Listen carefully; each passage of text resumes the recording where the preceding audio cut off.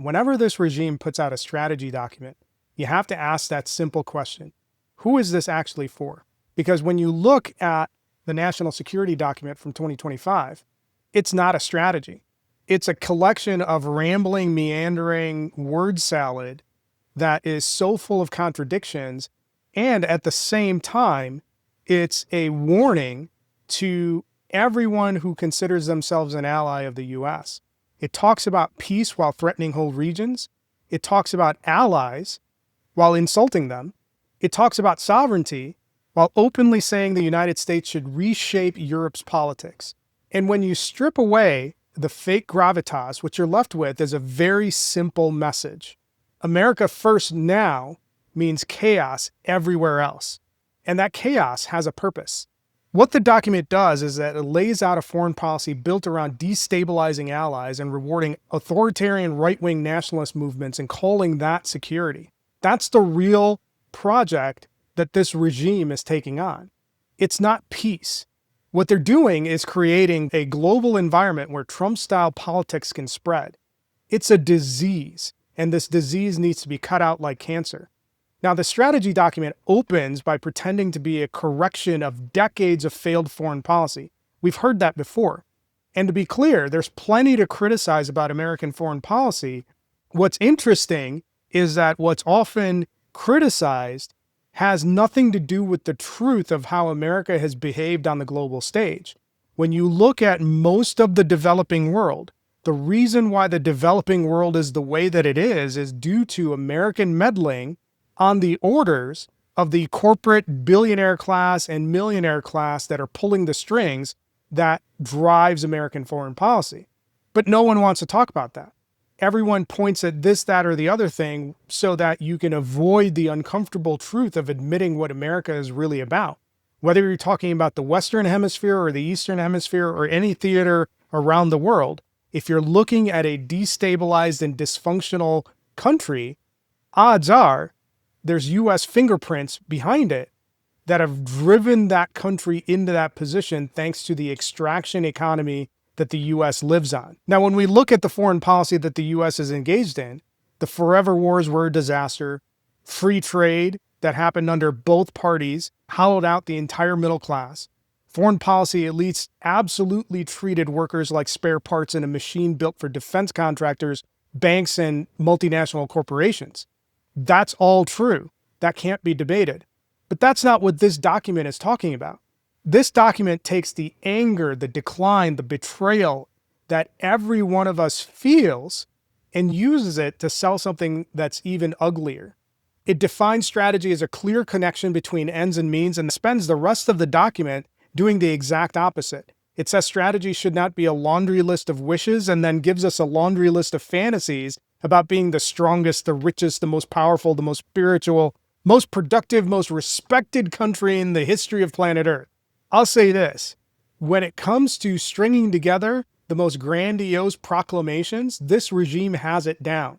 And none of it is rooted in reality. And when you don't have anything that's rooted in reality, you can say anything that you want because your idiot followers will never challenge you on it. And that's part of the problem. The whole reason the Trump regime exists is because we've had 40 years of Republican policies that have created generations of stupid people that are swayed by reality TV show slogans and can't comprehend the idea of any level of critical thought. They call all of that fake news because reflexively saying that anything that you disagree with is fake news allows you to stay within the safety of your own ignorance. At this point, you have one major party in the US that is basically driven by thought-terminating cliches because everything about their policy positions doesn't stand up to scrutiny. So what they do is they create fake enemies everywhere that have nothing to do with the day-to-day lives of anyone, but it certainly works on mobilizing the stupid to come to their assistance and helps them maintain power by talking about all sorts of things that don't matter. That's the genesis of kids crapping in litter boxes in school. That's where the men playing women's sports stuff comes in. That's where all of the podcast bros get their likes, clicks, views, and followers. Talking about stupid things that don't matter does a really good job of motivating the stupid to give you support. And none of that is strategy. Just like nothing that's contained in the national security strategy document that the regime put out is based in reality. What you're looking at on that policy is basically a vision board for people who think that yelling alpha male at a map is foreign policy. So let's take a look at what it actually contains. The whole thing is loaded with word salad. And when you look into the document, there's all sorts of things that don't make any sense. The policy document lays out that the regime expects to be pragmatic without being a pragmatist, realistic without being a realist, principled without being an idealist, muscular without being hawkish, restrained without being dovish. What the hell does all that mean? Like, can anybody make sense of that? Everything that you just heard is a perfect illustration of the phrase, good from far, but far from good. This is what happens when you get a collection of uneducated, barely literate morons who aren't qualified to do anything, plug them into the Heritage Foundation, give them a thesaurus, and tell them to go ahead and throw up whatever word salad that they can come up with. And none of it means anything. How are you realistic without being a realist? How are you restrained without being dovish? How are you muscular without being hawkish? This is the foreign policy version of a guy saying, I'm humble, but in a dominant way. Doesn't that sound stupid? That probably sounds really cool if you're drunk or high. If you're sober and you're hearing that, it's got lower nutritional value than cotton candy. It's all empty because the word salad isn't accidental when it comes to the type of politics that this regime is pushing. What it does is that it creates space for anybody that's looking to execute it to do whatever they want. It lets them say one thing today, the opposite tomorrow, and then pretend that all of those contradictions were the plan all along. They say that that strategy is focused. They claim that Trump has become the president of peace by resolving 15 conflicts in 8 months. The documents say that he's negotiated peace between all sorts of countries that weren't even at war with each other. And all of that is completely detached from whatever version of reality that most of us are operating in. And every single one of those claims doesn't stand up to scrutiny because we all know what the truth is. And they're trying to gaslight you into thinking that you're the crazy one. But here's the reality. You're not crazy. All of the contradictions are obvious. They spend all of their time telling us that America can't focus on everything. And then they brag about presidential diplomacy being everywhere. So which is it? Are you going to be isolationist or are you going to be globalist? Are we done with global management or is Trump personally putting out every fire on earth with his magical deal maker powers? He must have dialed up the shard of the deal to about 500 based on what you see in this document. The simple reality is that this is what you would expect from a group of incompetents. You can't say that America must stop trying to manage the world and then turn around and claim your leader is the only person who can personally settle conflicts on 3 different continents. Those are the things that a malignant narcissist claims and proclaims, especially when he knows he's surrounded by a bunch of drooling morons and yes men. And that's what we have right now in the Oval Office. And when you look at the entire national security document, the contradictions are stacked on top of each other like lumber at Home Depot. The document says that America has unmatched soft power and then wants to use positive influence around the world, but it also says soft power only works if America believes in its inherent greatness and decency. I don't know about you, but it sure sounds like propaganda to me. Soft power is not supposed to mean that everybody likes us because we keep telling ourselves we're awesome. And if there's one thing that this regime is good at is that it is exceptionally skilled at telling themselves how awesome they are. But where this regime falls short is on the issue of credibility and the issue of culture. This regime has none. It has no trust. And all of that is evident from the fact that countries are turning their backs on us left and right. The U.S. can no longer be trusted, and allies and enemies alike are realizing that.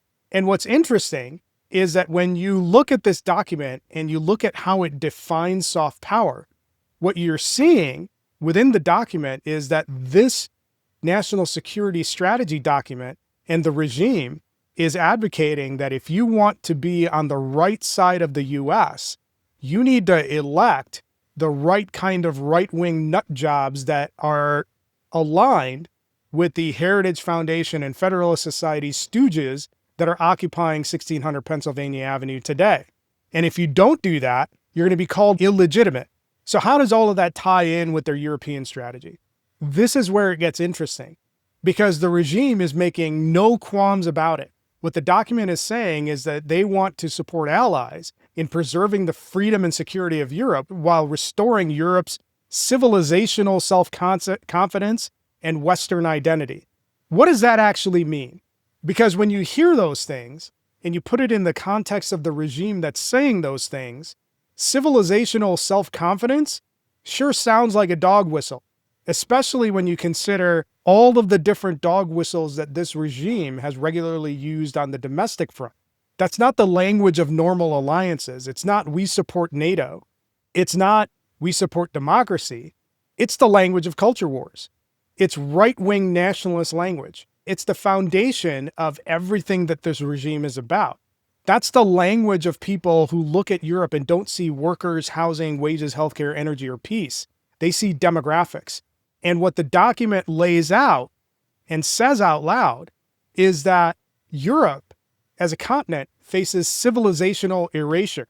And if you don't understand what that signals, this is a fancy way of just saying the Great Replacement theory is real. And the case that they make is that because of the European Union, migration, censorship, low birth rates, and loss of national identity, they're making the case that Europe will become unrecognizable in 20 years or less. And that right there is the Trump regime returning back to its roots. This is a regime that's infested with white nationalists everywhere. Trump's own bloodline has deep roots within white nationalism. Between his grandfather and his dad, there's a deep vein of racism and white supremacy that's easy to find. And Trump is a chip off of the old blockheads. What you're seeing here is the Great Replacement theory being laundered through a national security document. They're talking about who lives in Europe and who are the right kind of people you want living in Europe. They're talking about migration as if the mere presence of non-European people turns an ally into a security question. But they never take the time to actually answer the question about why are people migrating to Europe anyways?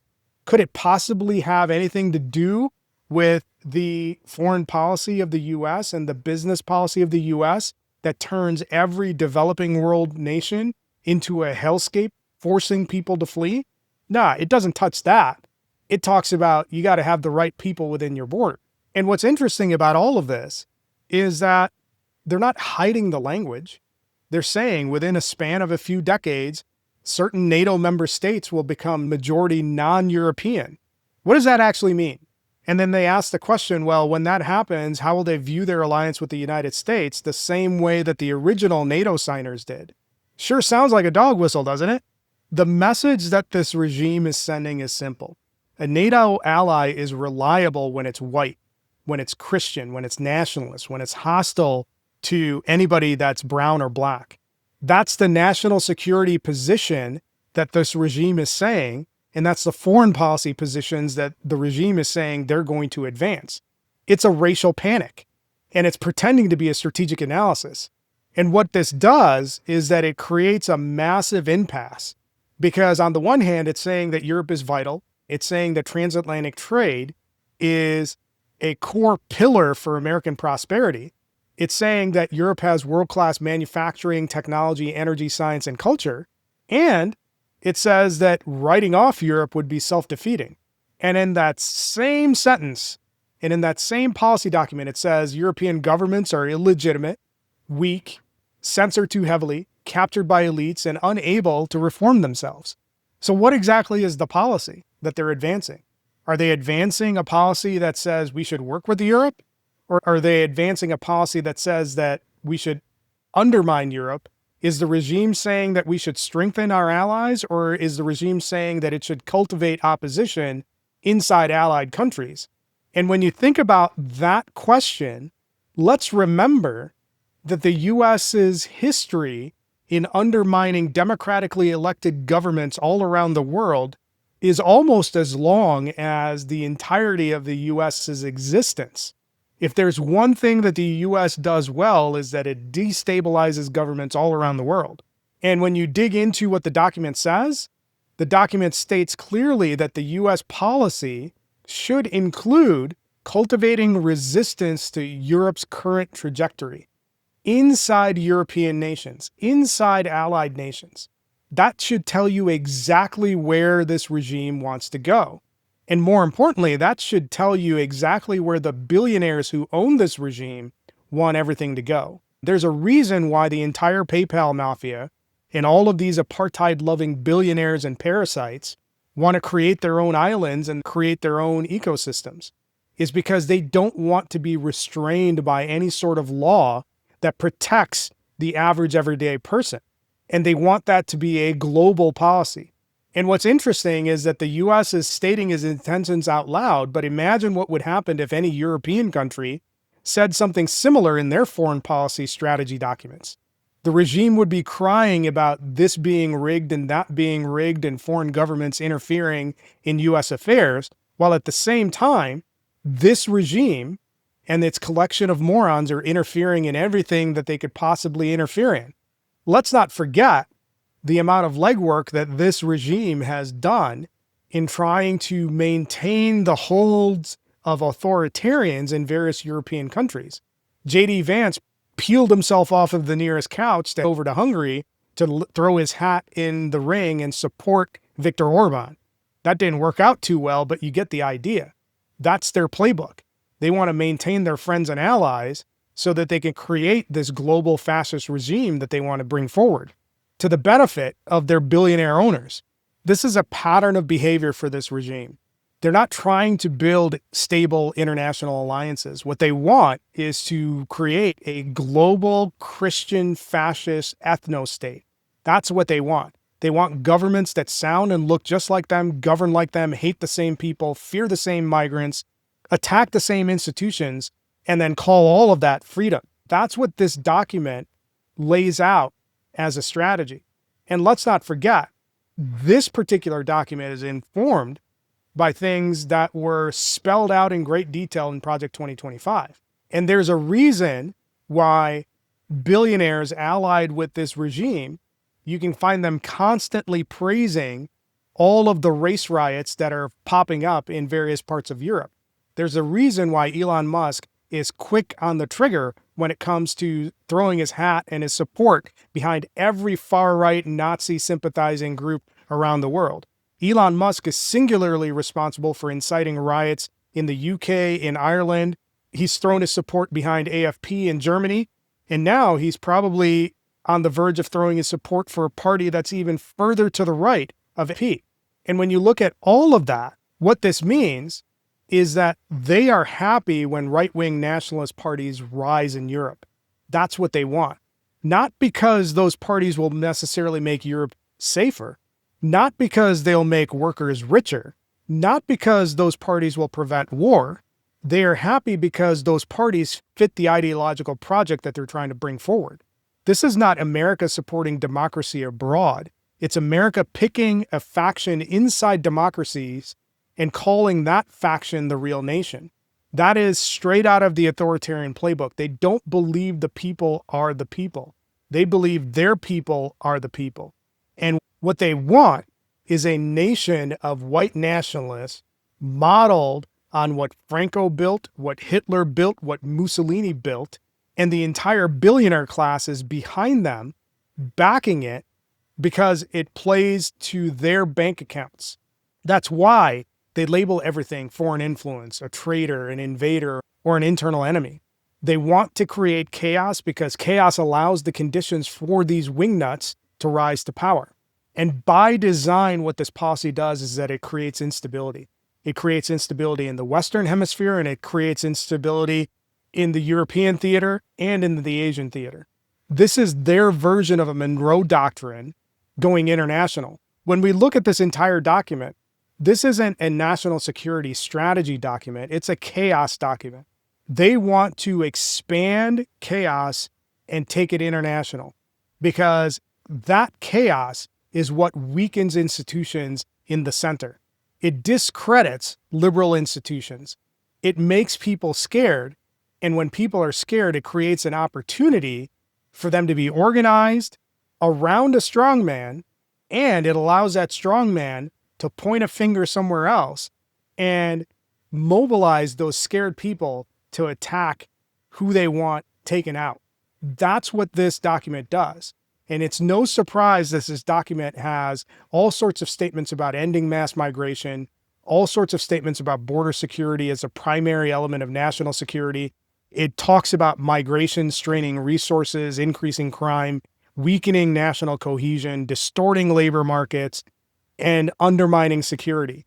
Every single thing that it mentions was stated in 1930s Germany, in Mussolini's Italy, in Franco's Spain, and every authoritarian around the world uses this same playbook to mobilize the stupid and the scared into activating an extermination agenda. Meanwhile, all of the authoritarians reap the benefits and lock everything down so that they can get rich. This is about creating a global enemy. And migrants and immigrants and brown and black people and everybody from the global south is labeled as the enemy. So what do we do about it? Well, we're already seeing a lot of this in motion. And what we're seeing is how this gets operationalized. We've seen those flare-ups all over Europe. And what we need to do is watch which parties get praised and which governments get punished. Watch where tariffs and weapon sales and tech access and diplomatic visits start lining up and who is in charge in those governments. Watch how often free speech is mentioned as a means to propping up all the hate speech that is typical out of MAGA circles, out of Trump circles, out of Elon Musk and all of his billionaire allies who love pushing that stuff forward. One thing that we have to be clear about is that whenever this regime is talking about sovereignty with respect to any allied country, and for that matter, any neutral country, what they're really saying is, you need to put our people in charge and our policies in place. Otherwise, you're going to pay the price for getting in our way. That's what this strategy document is really saying. Because the document isn't just saying what America wants. It's telling everyone who this regime sees as the future and who their billionaire owners see as the future. And it's not workers. It's not democracy. What they see as the future is a white nationalist ethno-state. That's what they want, controlled by billionaires. So this isn't a national security strategy. Don't get distracted by it because the fine print is pretty clear. This is a plan to sow chaos everywhere and profit from it while exterminating as many brown and black faces as you can think of. Because that's the point of engineering chaos, is to sow destruction.